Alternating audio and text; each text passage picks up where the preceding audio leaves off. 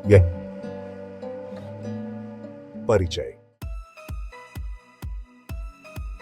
नमस्कार दोस्तों, स्वागत है आपका हमारे चैनल पर। आज हम बात करने वाले हैं एक ऐसी कहानी के बारे में जिसे सुनकर आप हैरान रह जाएंगे।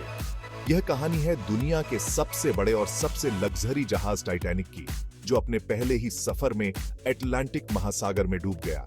तो चलिए शुरू करते हैं। टाइटैनिक का निर्माण 31 मार्च 1909 को Harland and Wolff shipyard, Belfast, उत्तरी आयरलैंड में शुरू हुआ। यह जहाज व्हाइट स्टार लाइन कंपनी द्वारा बनाया गया था।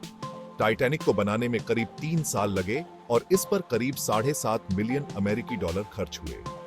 इसे बनाने का मुख्य उद्देश्य था अटलांटिक महासागर को पार करने वाले सबसे बड़े और सबसे लग्जरी जहाज के रूप में पेश करना।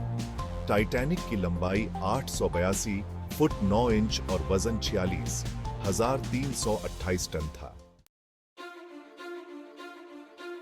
टाइटैनिक अपने समय का सबसे अत्याधुनिक जहाज था। इसमें सुविधाओं की कोई कमी नहीं थी। इसमें फर्स्ट क्लास के यात्रियों के लिए शानदार sweets, gymnasium, swimming pool, library और उच्च कोटि के रेस्तरां शामिल थे। सेकंड और थर्ड क्लास के यात्रियों के लिए भी अच्छी सुविधाएं थीं। इसके अलावा जहाज में 20 लाइफ बोट्स थे, जो सिर्फ आधे यात्रियों को ही बचा सकते थे। यात्रा की शुरुआत 10 अप्रैल 1912 को टाइटैनिक ने अपनी पहली यात्रा साउथहैम्पटन, इंग्लैंड से न्यूयॉर्क सिटी, अमेरिका के लिए शुरू की। यात्रा के दौरान टाइटैनिक ने फ्रांस के शेरबर्ग और आयरलैंड के क्वींसटाउन में भी रुकावट की। जहाज पर करीब 2,224 यात्री और चालक दल के सदस्य थे। जहाज पर हर प्रकार के लोग थे, अमीर उद्योगपति, गरीब अप्रवासी और मध्यवर्गीय परिवार। सभी लोग अपने सपनों को साकार करने के लिए इस सफर पर निकले थे। दुर्घटना की रात 14 अप्रैल 1912 की रात टाइटैनिक ने एक विशाल हिमखंड से टकराया। टक्कर रात करीब 11:40 पर हुई। हिमखंड से टकराने के बाद जहाज के बाईं ओर छेद हो गए और पानी तेजी से अंदर भरने लगा। टाइटैनिक को डिजाइन करते समय यह माना गया था कि यह कभी नहीं डूबेगा, लेकिन इस टक्कर ने सबको गलत साबित कर दिया। हादसे के बाद की घटनाएं। टाइटैनिक के कैप्टन एडवर्ड स्मिथ ने तुरंत आदेश दिया कि लाइफ बोट्स को तैनात किया जाए, लेकिन समस्या यह थी कि जहाज पर मौजूद लाइफ बोट्स केवल 1,178 लोगों को ही बचा सकती थीं, जबकि जहाज पर 2,224 लोग सवार थे। सबसे पहले फर्स्ट क्लास के यात्रियों को लाइफ बोट्स में चढ़ाया गया। इसके बाद सेकंड और थर्ड क्लास के यात्रियों को बारी बारी से जगह दी गई।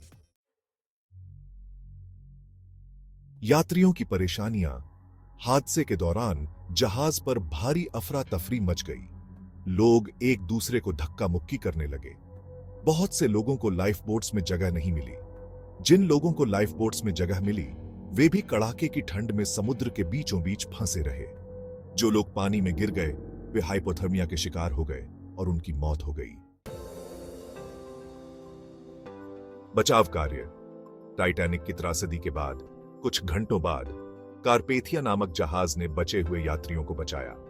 यह जहाज करीब 4 बजे सुबह घटनास्थल पर पहुंचा और उसने लाइफ बोट्स में सवार लोगों को उठाया। इस हादसे में 1500 से अधिक लोगों की मौत हो गई और करीब 710 लोगों को बचाया गया।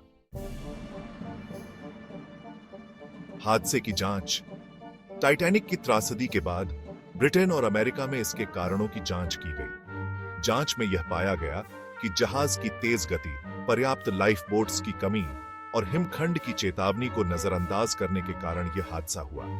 इसके बाद समुद्री सुरक्षा नियमों में महत्वपूर्ण बदलाव किए गए और यह सुनिश्चित किया गया कि सभी जहाजों पर पर्याप्त लाइफ बोट्स और सुरक्षा उपकरण होने चाहिए। टाइटैनिक की विरासत। आज टाइटैनिक की कहानी हमारे लिए एक महत्वपूर्ण सबक है। यह हमें सिखाता है कि हम कभी भी प्रकृति की शक्ति को हल्के में नहीं ले सकते। टाइटैनिक की कहानी आज भी जीवित है और हमें याद दिलाती है कि हमें हमेशा सतर्क रहना चाहिए। टाइटैनिक की विरासत आज भी फिल्मों, किताबों और डॉक्यूमेंट्रीज में जीवित है। समापन। दोस्तों, ये थी टाइटैनिक की पूरी कहानी। अगर आपको ये वीडियो पसंद आई हो तो लाइक करें, शेयर करें और हमारे चैनल को सब्सक्राइब करना ना भूलें। कमेंट्स में बताएं कि आप किस और विषय पर वीडियो देखना चाहेंगे। धन्यवाद।